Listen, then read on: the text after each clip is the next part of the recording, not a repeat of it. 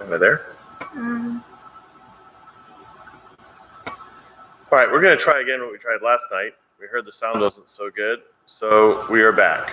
So I'm going to get comfortable. So I might be doing this a lot of times until we finally get this right.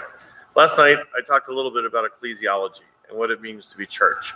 As a pastor, you're given an awesome responsibility for a parish where basically you have total authority over that parish. The bishop can't come in and sell your land. He can't make staff changes.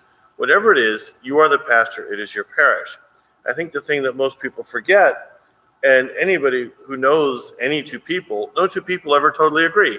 So to say I ever totally agree with my bishop would be crazy. That's impossible. Even though I love my bishop, it would be unreasonable to say we always agree. You know, Palm Sunday was a perfect example. I had a great plan to distribute palms, and he said no. And he came back and he said unity. I think what people forget sometimes is at our ordinations, we take a promise of obedience. Some religious priests take a vow of obedience. And with that obedience, we are then tasked to do as the Archbishop asks us. Sometimes there are questions when we ask the bishop something that's within the covenants of our diocese. It's one of the things that we should bring to the bishop. And that's by his choice or by canon law. And the bishop will respond, you decide. That means he's giving you the authority to deal with that issue yourself. So, but most of the times, like with the thing with the palms, the bishop said this is a question of unity. And I said, yes, bishop, and we did it. We didn't distribute palms at all. So with that obedience comes, and without that, it doesn't create harmony within the Christian church. As we're going through the Acts of the Apostles every day, you can hear the different things as we get further into the Acts that cause disunity among the early disciples of Christ, because they started bickering about different things that weren't really important got in the way. I know most pastors are getting a lot of emails and questions. Why can't we do this? Why can't we do that? Why can't we do this? Other dioceses are doing them. Other churches are doing them. The simple question is, we are doing, at least at St. Pius, and I think all the parishes, at least in my deanery, and most in the Archdiocese are doing what the Archbishop has asked. And it's just not the Archbishop alone. He has a council of bishop, a council that's working with him. He has a presbyteral council. He has Bishop Mike and his whole crew that's working on this. And no decision has been made lightly. And they're trying to do the best things for what's there. An example is, we are closed. We are not to do things that gather people to the church. And people were thinking that, I was being mean when I said, if people still meet for regularly scheduled rosaries or get together for rosaries or scheduled prayer at the church, I have to lock the Blessed Sacrament Chapel up. It's not about that. The bishop has asked that we help support the stay-at-home order. And if we're bringing people together, especially in our Blessed Sacrament Chapel that has no really good ventilation in it, we're truly violating that order. And yes, it said we could have 10 people, but there's no way. Even we went down and we have 4 chairs in that room now. And now we're back down to 4 chairs. We allow one person, since some people just like to kneel or whatever else, to be present in that room. So we have to keep that distancing. The doctors are telling us. And so as we continue, although I could say, no, I don't care what the bishop says, that doesn't create for a good future.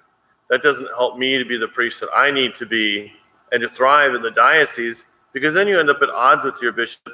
You lose the trust of the bishop, and you get a lot less messages back that say, you decide. But once you and the bishop have that trust, you have more autonomy in that.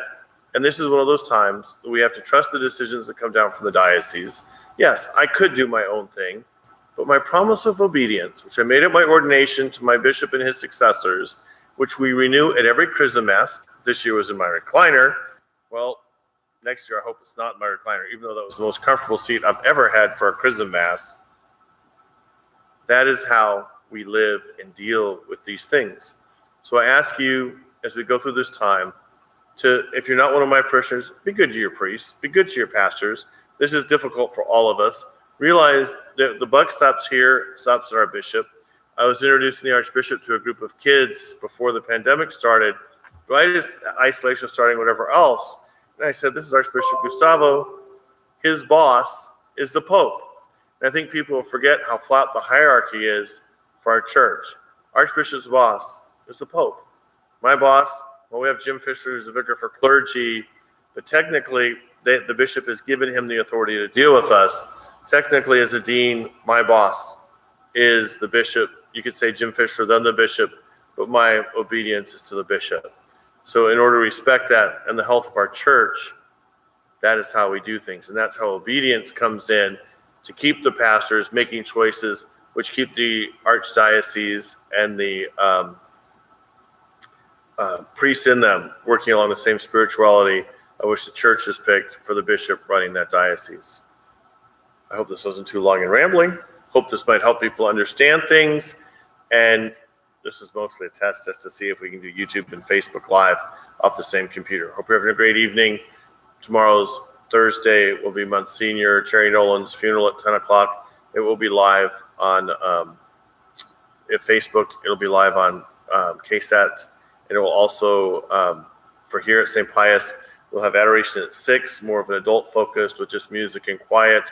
At 8 o'clock, we'll have our teen adoration as usual, just without the teens present, with music and reflections. So we have all that coming up. Thank you all for your support, and I will see you at Mass at 8:15 in the morning.